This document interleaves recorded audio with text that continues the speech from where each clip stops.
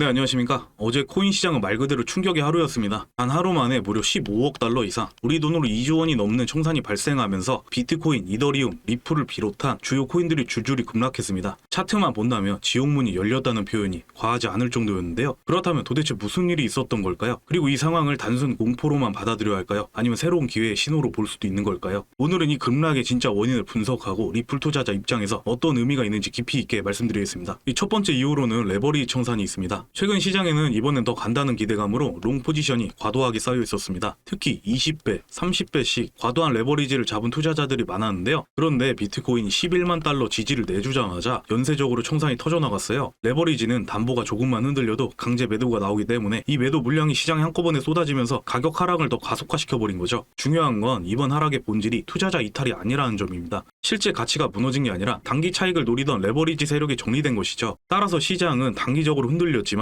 오히려 시장에서 불필요한 거품이 빠지면서 구조는 더 건강해졌다고 볼 수 있습니다. 이 두 번째는 미국 국채 금리와 연준의 발언입니다. 최근 미국 국채 수익률이 다시 오르면서 위험자산 심리가 약해졌어요. 왜냐하면 국채 금리가 올라가면 투자자들은 굳이 변동성 큰 자산에 투자하지 않아도 안전한 채권에서 수익을 얻을 수 있다는 생각을 하게 되거든요. 이런 상황에서 연준 인사들이 물가가 아직 불안하다, 금리 인하를 서두르지 않겠다는 식의 발언을 내놓으니 시장은 긴장할 수밖에 없었습니다. 하지만 큰 그림은 변하지 않았어요. 우리는 이미 금리 인하 사이클 안에 있습니다. 시장은 앞으로 몇 달 안에 인하가 단행될 거라는 걸 알고 있고, 연준 역시 결국은 금리를 내릴 수밖에 없는 구조에 있습니다. 물론 단기적으로는 물가 지표나 속도 조절 발언 때문에 출렁일 수 있지만 결국 풀린 유동성은 위험자산, 특히 디지털 자산으로 향할 수밖에 없습니다. 즉 지금은 불안할 수 있지만 큰 흐름은 우리 편이라는 것입니다. 세 번째는 기관의 차익 실현인데요. ETF 출범과 함께 대형 기관 자금이 시장에 들어왔습니다. 처음 상장 직후에는 기대감이 워낙 컸기 때문에 단기적으로 자금이 빠르게 유입됐고 일부 자금은 이 시점에서 차익을 실현했습니다. 즉 단기 트레이딩 관점에 물량이 나간 것이죠. 이 장면에서 많은 분들이 불안해하셨을 겁니다. 기관이 떠나는 것 아니냐. 하지만 실제 데이터는 다릅니다. ETF 내 보유 잔고는 여전히 증가세이고요. 일부 단기 매도 물량이 있었지만 동시에 더 큰 자금이 ETF를 통해 XRP를 흡수하고 있습니다. 또한 고래 지갑에 XRP 보유량도 오히려 늘고 있어요. 단기 차익 실현이 나왔는데 장기 보유자들의 물량이 늘고 있다는 건 지금 시장에서는 믿음직한 보유층이 계속 들어오고 있다는 강력한 신호입니다. 즉 이번 매도는 단기 조정일 뿐 장기 자금은 여전히 XRP 쪽으로 쌓이고 있다는 것입니다. 마지막으로는 심리적 요인으로 볼 수 있겠는데요. 시장의 감정을 수치로 보여주는 공탐지수를 보시면 현재 63포인트를 기록하고 있습니다. 이 수치는 단순히 탐욕이라고만 보기에는 더 중요한 의미를 담고 있어요. 먼저 기준을 보시면 30 이하는 극단적 공포이고 70 이상은 극단적 탐욕입니다. 현재 63은 바로 중립을 넘어 탐욕 구간에 본격 진입하는 단계인 거죠. 즉 불과 며칠 전까지만 해도 공포와 중립 단계에서 매도에 떠밀리던 투자자들이 이제는 다시 들어가야 하나 고민하기 시작했다는 뜻입니다. 특히 고래나 기관 같은 장기 자금은 이런 지표를 활용해 저점 매수를 판단하는 경우가 많습니다. 이 과거 사례를 보더라도 공포 지수가 급락 후 빠르게 60 이상으로 회복할 때는 대부분 단기 저점이 만들어지고 상승 랠리의 초기 구간이 열렸습니다.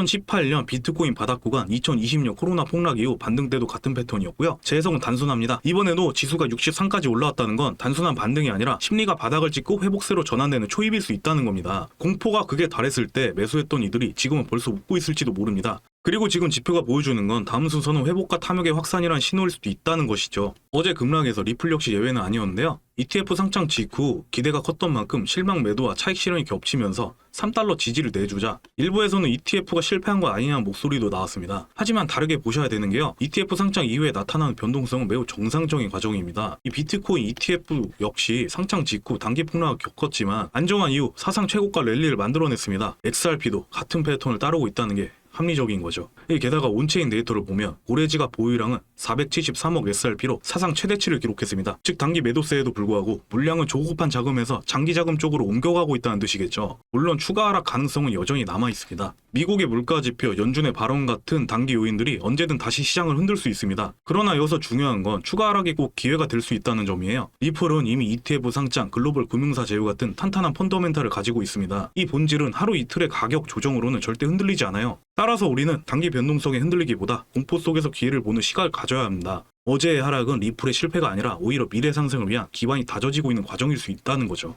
자, 그러면요. 여러분들의 매매는 과연 올바른 방향으로 가고 있을까요? 매번 진입했다가 손실만 보고 오르면 쫓아가고 떨어지면 손절하고 혹시 그런 흐름 속에서 방향을 잃고 계시진 않나요? 절대 여러분이 잘못된 게 아닙니다. 정보가 늦고 전략이 없으면 누구든 똑같이 흔들리게 되어 있어요. 그래서 지금부터 말씀드린 내용은요. 제대로 된 정보와 흐름을 알았을 때 어떤 방식으로 소액으로도 큰 수익을 얻을 수 있는지 그 구체적인 방향입니다. 메이저 코인으로 기반을 다지는 건 정말 중요하죠. 기관이나 고래들이 한 종목에만 올인할까요? 절대 그렇지 않아요. 큰 자금은 메이저에 둬서 안정성을 챙기시고 소액으로라도 분산 투자하셔야 됩니다. 제가 이제부터 할 이야기는요, 여러분들에게 남은 인생을 완전히 바꿀 수도 있는 내용입니다. 여러분, 이제는요, 비트코인만 가지고는 인생이 바뀌기 어렵습니다. 10배, 20배 올라도요, 대박은 아니죠. 진짜 부자는 언제나 알트코인에서 나왔습니다. 2017년에는 이더리움이 며칠 만에 100배가 상승했고요. 2021년 솔라나는 1달러에서 260달러까지 200배 이상 폭등했습니다. 지금 2025년은 어떤가요? 기관들이 이런 메이저 코인들을 중심으로 후속 알트코인 라인업까지 매집하고 있다는 신호가 곳곳에서 나오고 있는데요. 현재 시장은 어떤 모습일까요? 겉으로 보면 조용하지만 속을 들여다보면 지금 이 순간 역대급 돈이 몰려들고 있는 초대형 사이클이 시작되고 있습니다. 월가의 거대한 자금들이 CME 선물로 알트코인 계약을 쓸어 담고 있고요. 블랙록, 피델리티 같은 금융 공룡들이 RWA 토큰화를 본격화하면서 알트코인 기반 금융 인프라를 만들고 있어요. 스테이블 코인? 이제 단순히 거래 소용이 아니라 기업 결제와 은행 시스템에 쓰이기 시작했습니다. 이번 사이클은 실물과 연결된 알트코인 대세장이에요. 지금 100만 원을 코인에 넣었는데 5천만 원이 1억이 되어 있다면 이게 말이 되는 걸까요? 과거 사례를 보면 충분히 가능한데요. 이더리움은 100배, 솔라나는 200배, 폴리곤은 400배까지 이건 다 실제로 일어난 일이고 지금 그 역사가 반복되려 하고 있습니다. 10만 원, 100만 원만 넣었어도 1000만 원이 1억이 되었다는 거고요. 이런 역사가 반복되는 이유는 간단한데요. 비트코인은 이미 너무 커서 몇 배 이상 오르기 어렵겠지만 알트코인은 제도권 자금이 들어올 때마다 기하급수적으로 성장하기 때문이에요. 그렇기 때문에 소액으로라도 인생을 바꿀 수 있는 기회가 주어지는 거죠. 우리가 가져야 할 희망은요, 단순한 로또가 아닙니다. 기관이나 큰 세력들 돈이 들어오기 전에 먼저 자리 잡는 것, 이게 바로 소액으로도 인생이 바뀔 수 있는 전략인 겁니다. 제가 단도직입적으로 말씀드릴게요. 2025년 하반기 알트코인장은 폭발할 겁니다. 솔직히 말씀드리면 과거 불장은 묻지마 투자였었죠. 모든 삶은 오른다는 분위기 속에서 운 좋게 들어간 사람들만 벌었고 대부분은 고점에 물려서 고통만 남겼습니다. 하지만 이번 사이클은 완전히 달라요. 과거엔 개인 투자자들이 열광했지만 이번엔 월가, 헤지펀드, 연기금이 직접 뛰어들고 자리를 잡고 있습니다. CME 선물, ETF, 커스터디 서비스 이 모든 게 결국 기관이 들어올 장치가 된 거죠. 그리고 2025년 올해 초에 투자에 적극적인 모습을 보였던 트럼프 정부가 다시 정권을 잡으면서요. 미국을 세계 크립토 수도로 만들겠다고 선언하고 암호화폐 산업을 육성하는 행정명령에 서명했습니다. 이처럼 과거의 불확실한 규제가 아니라 미국이 아예 암호화폐를 전략 산업으로 키우겠다는 입장이 공식화되는데요.